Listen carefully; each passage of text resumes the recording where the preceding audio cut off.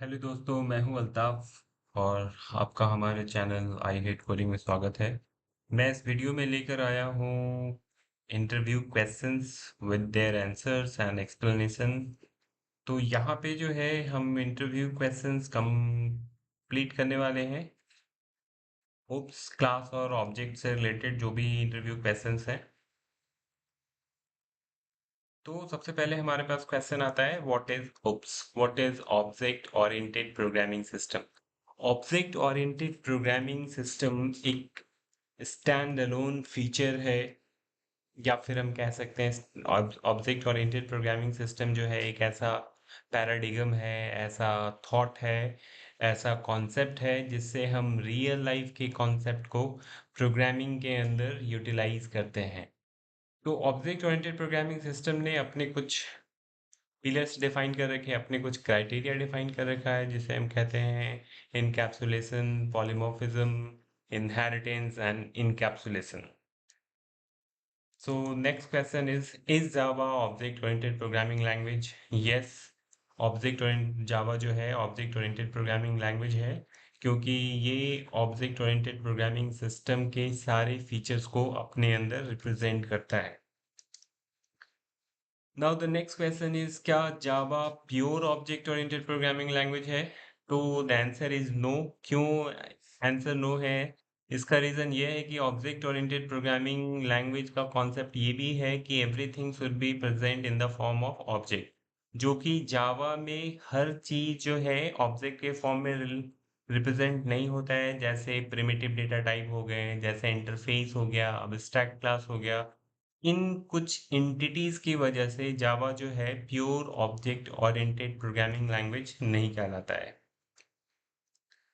What are the main pillars of object oriented programming language, जो कि हमने already देख रखा है कि ऑब्जेक्ट ओरिएंटेड प्रोग्रामिंग सिस्टम के जो है चार मेन पिलर होते हैं, encapsulation, polymorphism, inheritance and abstraction. मैंने इन सारे कॉन्सेप्ट को एक वीडियो जो कि उप्स का वीडियो है उसमें बहुत अच्छे से मैंने एक्सप्लेन किया है, आप चाहे तो उस वीडियो को देख सकते हैं।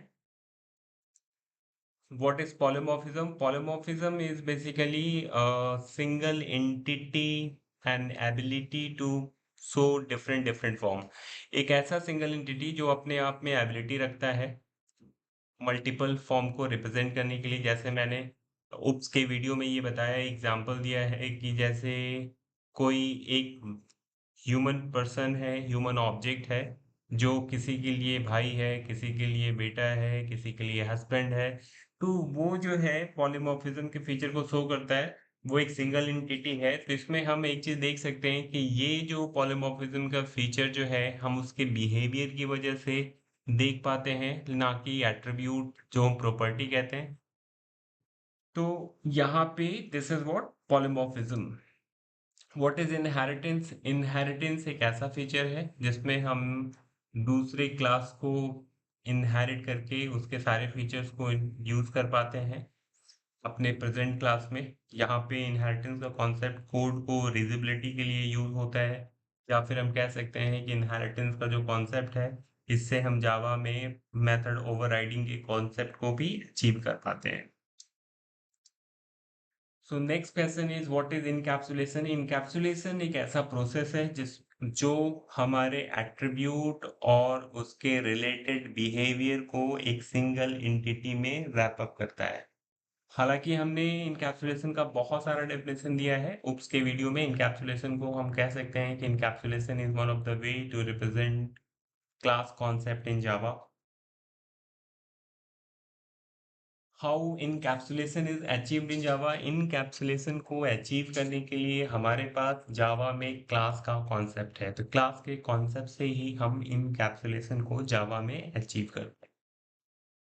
What is the benefit of using encapsulation? Encapsulation के हमने बेनिफिट देख रखा है उप्स के वीडियो में, जहां मैंने बहुत अच्छे से एक्सप्लेन किया है कि उप्स जो इनकैप्सुलेशन होता है वो एक तो सिक्योरिटी प्रोवाइड करता है उसके अंदर जो डेटा होते हैं उनको। दूसरा जो होता है इनकैप्सुलेशन अंदर के कॉम्प्लेक्सिटी को हाइड करता है। How polymorphism is achieved. अभी जस्ट मैंने आपको बताया कि पॉलीमॉर्फिज्म का जो हम फीचर अचीव करते हैं वो हम अचीव कर पाते हैं किसी भी क्लास के और उसके बिहेवियर की वजह से। दैट मीन्स एक ऑब्जेक्ट जो होता है अपने डिफरेंट डिफरेंट फॉर्म को शो कर पाता है with the help of behaviour. ये जो बिहेवियर है हमारे जावा के कॉन्सेप्ट में कहलाता है मेथड्स। तो मेथड के हेल्प से ही हम पॉलीमॉर्फिज्म को अचीव करते हैं। जैसे हमारे पास मेथड ओवरलोडिंग का कॉन्सेप्ट है, ओवरराइडिंग का कॉन्सेप्ट है। ये कॉन्सेप्ट की हेल्प से हम पॉलीमॉर्फिज्म अचीव करते हैं जावा के अंदर। What is the benefit of using polymorphism? Polymorphism को यूज करने से हमारे पास number of items, number of things की नंबर्स कम हो जाते हैं, जिससे हमारे लिए उन्हें मैनेज करना आसान होता है। जैसे मैंने एग्जांपल दिया है उप्स के वीडियो में कि एक डॉगी जो है वो बहुत सारे फॉर्म को रिप्रेजेंट करता है। जैसे वो कभी एंग्री मूड में भूख भूख भाग करता है, जैसे वो अपने मालिक के लिए प्यार दिखाता है, वो अच्छे से खेलता है। तो एक डॉगी जो है बहुत सारे डिफरेंट डिफरेंट फॉर्म को रिप्रेजेंट कर रहा है। अब सपोज कर लीजिए कि मैंने उस डॉगी से पॉलीमॉर्फिज्म के फीचर को निकाल दिया। जब मैंने पॉलीमॉर्फिज्म के फीचर को निकाल दिया, that means one object can show only one form. That means एक डॉगी या तो भूक सकता है, एक डॉगी जो प्यार कर सकता है, एक डॉगी जो खेल सकता है।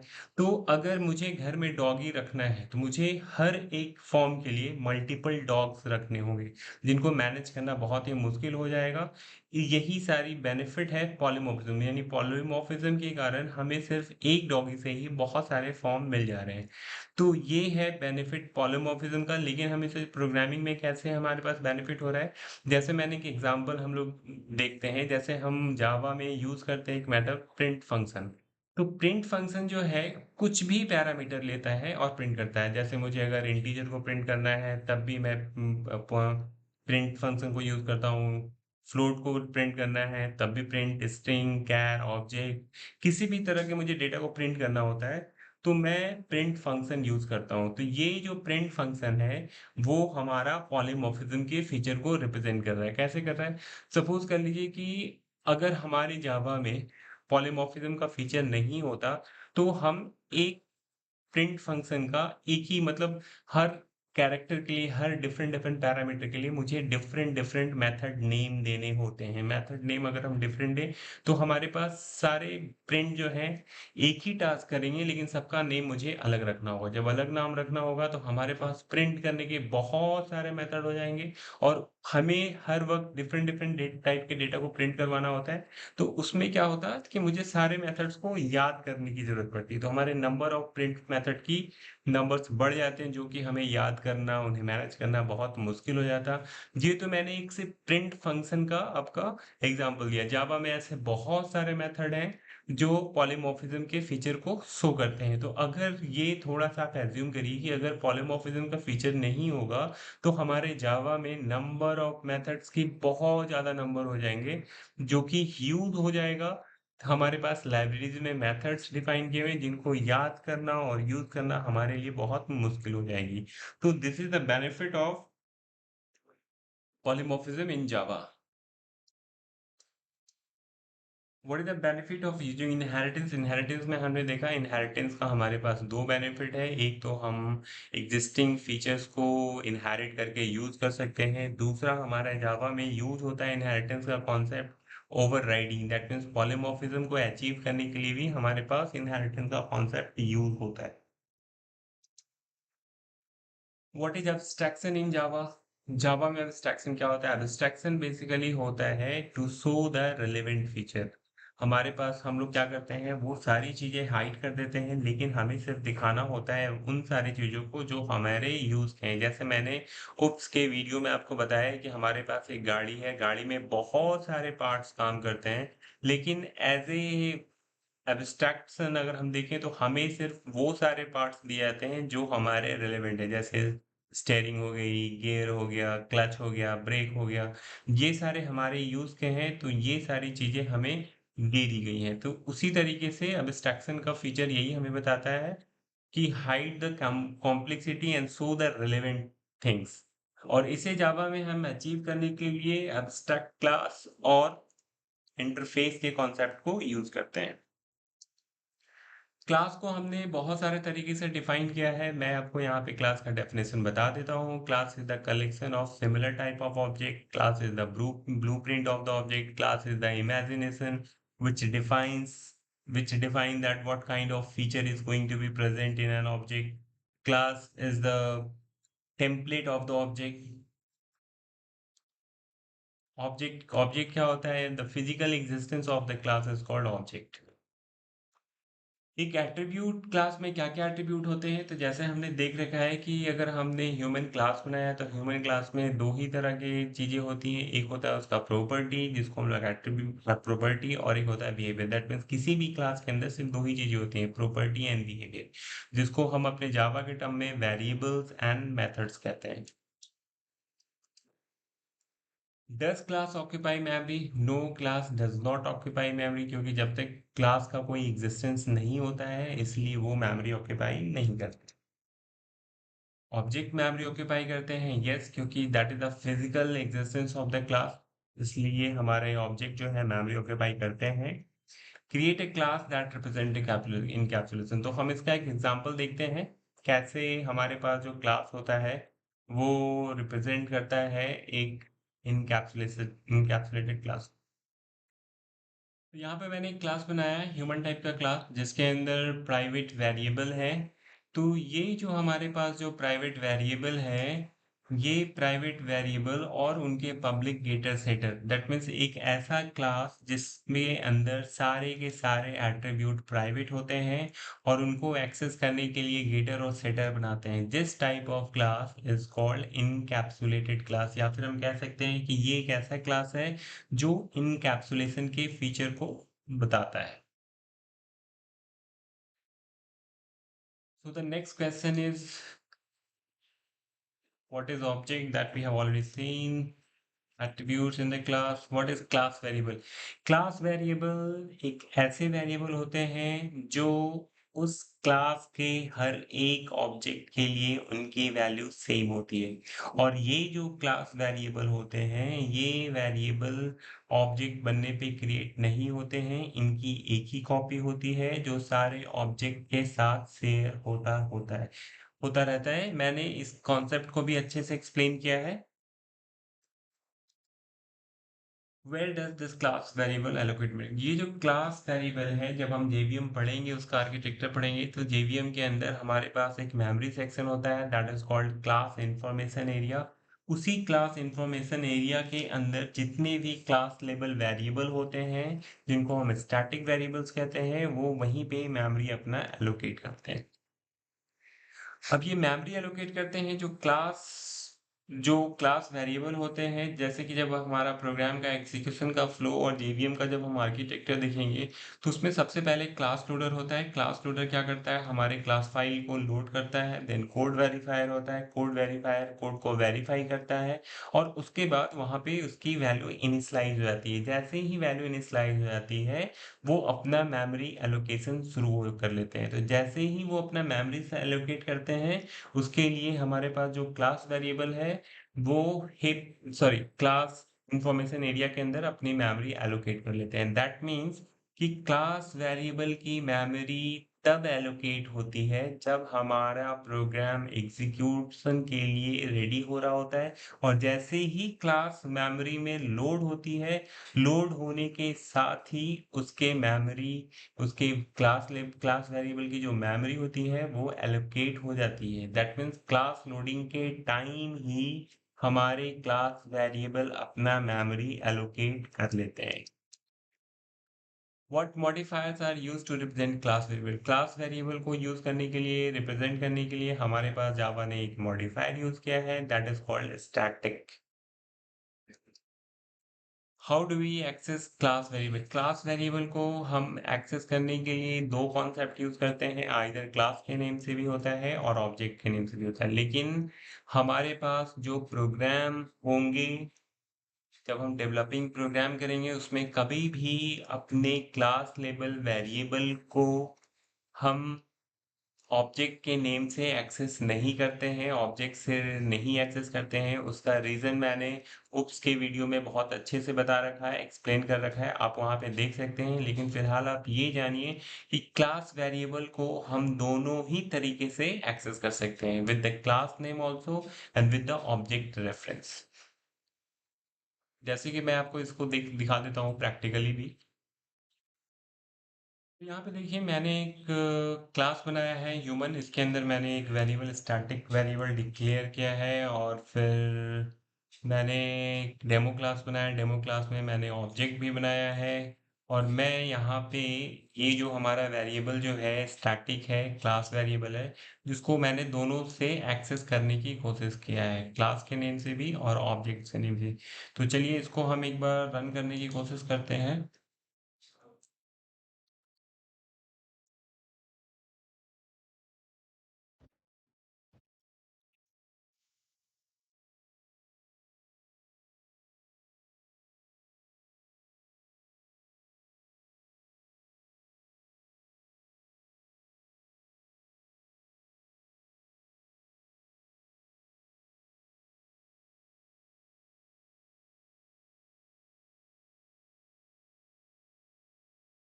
तो यहाँ पे एक चीज़ और है, यहाँ पे एक चीज़ मैं ये बताना चाहता हूँ कि जो जब हम कंपाइल करते हैं तो हमारा जो फाइल का नेम होता है वो केस सेंसिटिव नहीं होता है।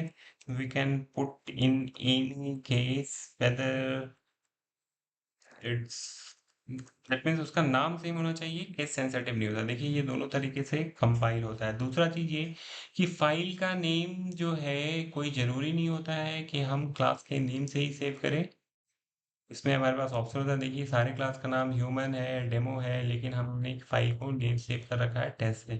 लेकिन जब हम इसे एग्जीक्यूट करते हैं तो हमें उसी क्लास का नाम देना होता है जिस क्लास में हमने मेन बना रखा है। तो यहाँ पे देखिए क्लास का नाम हमारा डेमो है जिसमें हमारा मेन मेथड है। तो यहाँ पे रन करने के लिए ये जो जो हम फाइल क्लास नाम का क्लास नेम जो यूज करते हैं ये केस सेंसिटिव होते हैं।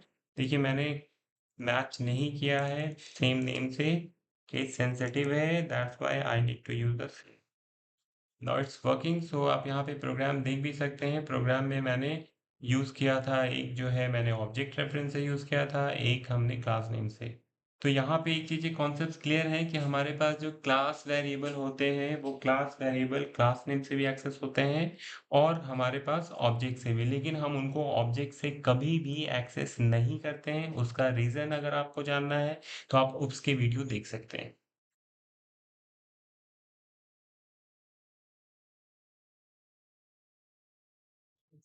So our next question is, what is instance variable? Instance variable वैसे वेरिएबल होते हैं जो हर एक ऑब्जेक्ट के लिए अपने लिए एक अलग कॉपी बनाते हैं, और इनकी मेमोरी जो है तब एलोकेट होती है जब हम किसी ऑब्जेक्ट को बनाते हैं, न्यू कीवर्ड से कॉल करते हैं, और इनका मेमोरी एलोकेशन तब होता है जब हमारा उस वो जो लाइन है प्रोग्राम की वो एग्जीक्यूट होती है। तो इंस्टेंस वेरिएबल वैसे वेरिएबल होते हैं जिनका एग्जिस्टेंस तब होता है जब हमारे पास न्यू कीवर्ड के थ्रू उसके ऑब्जेक्ट की मेमोरी एलोकेशन होती है।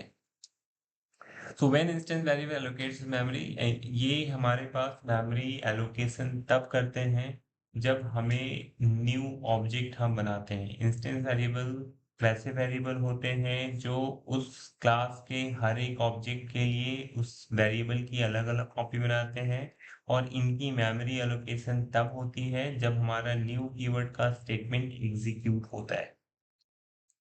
Where does instance variable allocate? जितने भी हमारे पास इंस्टेंस वेरिएबल होते हैं वो अपना मेमोरी एक ऑब्जेक्ट के अंदर करते हैं। ऑब्जेक्ट की जो मेमोरी होती है वो हीप मेमोरी में एलोकेट होती है, तो हमारे पास जो वेरिएबल होंगे इंस्टेंस वेरिएबल के वो भी हीप मेमोरी के अंदर ऑब्जेक्ट के अंदर होंगे allocation. What is the life span of class variable? Class variable जो होता है वो क्लास लोडिंग के टाइम ही अपनी मेमोरी एलोकेट करता है, और इसका लाइफ स्पैन हमारे एप्लीकेशन से स्टार्ट से होकर जब तक हमारा एप्लीकेशन टर्मिनेट ना हो जाए तब तक रहता है। दैट मीन्स हम कह सकते हैं कि जब तक वो क्लास मेमोरी में रहेगा लोडेड, तब तक वो क्लास वेरिएबल उस मेमोरी में रहेंगी। जो जो कि हमारे पास क्लास मेमोरी में तब तक लोडेड रहते हैं जब तक कि हमारा प्रोग्राम या एप्लीकेशन टर्मिनेट ना हो जाए।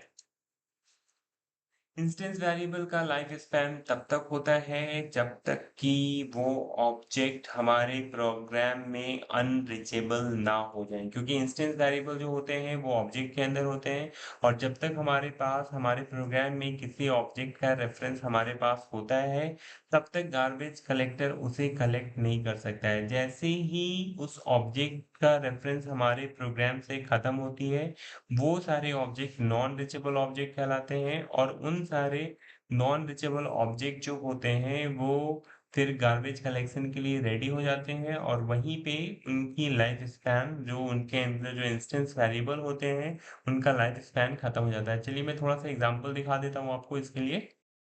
तो यहाँ पे मैंने ह्यूमन टाइप के दो वेरिएबल बनाए हैं। मतलब वेरिएबल मैंने एक ही बनाया है। तो फर्स्ट टाइम मैंने वेरिएबल बनाया, उसमें एक ऑब्जेक्ट का रेफरेंस दिया। सेकंड टाइम फिर से मैं उसी वेरिएबल में नए ऑब्जेक्ट का रेफरेंस दे रहा हूँ। जैसे ही मैंने इसमें नए ऑब्जेक्ट का रेफरेंस दिया, इस वेरिएबल जो कि इसको लिंक कर रहा था, इसका लिंकेज इससे टूट गया। दैट मीन्स इस ऑब्जेक्ट का जो भी मेमोरी एलोकेशन होगा वो मेमोरी में तो रहेगी, लेकिन अब हमारे प्रोग्राम में वो नॉन रिचेबल ऑब्जेक्ट बन चुके हैं। दैट मीन्स उनके अंदर जो भी इंस्टेंस वेरिएबल है उनका लाइफ स्पैन हमारे प्रोग्राम के लिए खत्म हो गया है, और गार्बेज कलेक्टर किसी भी वक्त उसको कलेक्ट कर सकती है। So this is what non reachable object.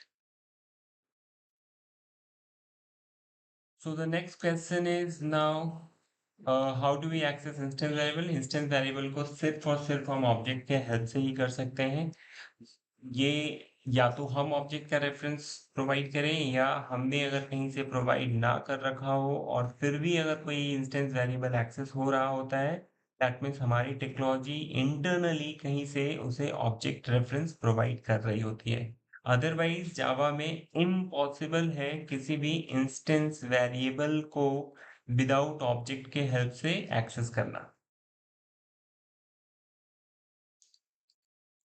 So what is local variable? Local variable वैसे वेरिएबल होते हैं जिनका लाइफ स्पैन सिर्फ और सिर्फ विद इन अ ब्लॉक होता है, विद इन अ बाउंड्री, जो बाउंड्री हम ओपनिंग और कर्ली ब्रेसेस से डिफाइन कर रहे हैं। तो ये जो लोकल वेरिएबल होते हैं, इनका लाइफ स्पैन तब शुरू होता है जब हमारे एग्जीक्यूटिंग कंट्रोल, जो प्रोग्राम का एग्जीक्यूशन कंट्रोल होता है, उस ब्लॉक में एंट्री करता है, और जैसे ही एग्जीक्यूशन कंट्रोल उस ब्लॉक से बाहर आएगा, वो वेरिएबल उसी तक मेमोरी उनकी हमारे पास खत्म हो जाती है, मतलब उनका लाइफ स्पैन खत्म हो जाता है। जैसे मैं एक एग्जांपल में दिखा देता हूँ आपको। जैसे मैं अगर इस वेरिएबल की बात करूँ ह्यूमन टाइप का, ये भी हमारा एक लोकल वेरिएबल है। ये हमारे ARGS जो है, ये भी हमारा एक लोकल वेरिएबल है। जैसे ही हमारे एग्जीक्यूशन कंट्रोल इस मेथड के इस ब्लॉक के अंदर एंट्री करेगा, वैसे ही ये मेमोरी एलोकेट हो जाएगी। जैसे ही ये लाइन हमारा एग्जीक्यूट होगा, उसमें ये भी हमारी मेमोरी मेमोरी एलोकेट हो जाएगी। लेकिन जैसे ही हमारा कंट्रोल इसके ब्लॉक से बाहर जाएगा, इनकी मेमोरी का रेफरेंस हमारे पास खत्म हो जाएगा। दैट मीन्स ये लोकल वेरिएबल हमारे प्रोग्राम के लिए खत्म हो चुके हैं। So the next question is, what is the difference between local variable and instance variable? हम लोग कैसे differentiate करते हैं? So we have the this keyword for this. Let's see this. यहाँ पर मैंने ह्यूमन क्लास बनाया है, जिसमें आप देख सकते हैं कि यहाँ पे ये मेरा लोकल वेरिएबल है, और यहाँ पे मेरा क्लास लेबल इंस्टेंस वेरिएबल, दोनों का नेम सेम है। दोनों को डिफ्रेंशिएट करने के लिए मैंने दिस कीवर्ड का यूज़ किया है। ये दिस कीवर्ड का यूज़ करने से मैंने बताया अपने कंपाइलर को कि ये जो वेरिएबल है, ये इंस्टेंस वेरिएबल को यूज़ कर रहे हैं हम। ये जो हमारा वेरिएबल है, ये हमारा लोकल वेरिएबल है। So we can differentiate the local variable and the instance variable with the help of the this keyword. So the next question is now, can we create multiple class in a single file? Yes, we have already seen we can create multiple class in a single file. That is possible. Which class name is used for the file name if a file contains multiple classes? ये कोई जरूरी नहीं है कि हमने जो programme बनाया, एक फाइल बनाई है, उसमें बहुत सारे क्लास दिया है, तो मुझे उस फाइल का नेम जो है किसी क्लास के नेम से ही देना होगा, ये कोई ज़रूरी नहीं है। दैट इज़ पॉसिबल, हम बिना उसके नाम दिए ही कर सकते हैं। हम किसी भी प्रोग्राम एक फ़ाइल बनाते हैं, उसमें बहुत सारा क्लास होगा, तो मैं उस फ़ाइल को किसी भी नाम से सेव करना चाहूँगा तो कर सकता हूँ, व्हिच इज़ पॉसिबल। ये मैंडेटरी नहीं है कि हम उसे किसी क्लास का नाम दें। ये हमारे पास मैंडेटरी होता है तब अगर हमारे पास किसी फाइल में पब्लिक क्लास हमने डिक्लेयर कर रखा होता है। अगर हमने किसी फाइल में पब्लिक क्लास बना रखा होता है, इस सिनेरियो में हमें फाइल का नेम वही नाम देना होता है जो हमारे पब्लिक क्लास का नाम है, otherwise it is not mandatory. आप इसको ट्राई कर सकते हैं। Is file name is case sensitive while compiling, no. हमारे पास जो फाइल नेम जो होता है वो केस सेंसिटिव नहीं होता है। आप सिर्फ नेम सेम होना चाहिए, upper case lower case doesn't matter, we can use it. आप इसको एक बार ट्राई कर सकते हैं, देख सकते हैं रन करके या कंपाइल करके। अगर प्रॉब्लम होगी then you can comment it. Is class name is case sensitive वाली, yes class name case sensitive होता है। अगर हमने क्लास का नेम एग्जैक्ट सेम नेम नहीं दिया जो हमारे मेन मेथड के क्लास का नाम है तो ये प्रोग्राम रन नहीं करेगा। Which class name file is use for values, हम लोग कौन से फाइल, जैसे कि एक प्रोग्राम में एक फाइल में मैंने बहुत सारे क्लास बनाए और उस क्लास के अंदर अगर मैंने मल्टीपल क्लासेस बनाए हैं तो मैं एग्जीक्यूट करते समय सिर्फ उसी क्लास का नेम यूज कर सकता हूं जिसके अंदर हमारा मेन मेथड है। क्योंकि जैसे ही हम रन करने के लिए उस क्लास का नाम देते हैं तो हमारा जेवीएम जो है इंटरनली खुद से क्लास के साथ मेन क्लास को कॉल करता है। तो अगर हमने वैसे क्लास का नाम दिया जिसके अंदर मेन मेथड नहीं है तो वो हमारे पास उसी टाइम रन टाइम एरर दे देगा, मेन मेथड नॉट फाउंड का। Can we keep main method in multiple class, yes we can keep. क्योंकि रन करते समय हम किसी क्लास का नाम स्पेसिफाई करते हैं और जिस क्लास में का नाम हम स्पेसिफाई करेंगे रन करने के लिए उसी के अंदर का मेन मेथड ही सिर्फ रन होने वाला है। बाकी हमारे पास और भी अगर क्लासेस होंगे उनके अंदर मेन मेथड होगा तो उससे हमें कोई फर्क नहीं पड़ता है, वो रन नहीं होंगे क्योंकि हम लोगों ने उसे कॉल नहीं किया है। Can we access class variable by objects? Yes, that we have already seen. That's all for now. Please share, like, and subscribe for supporting this channel.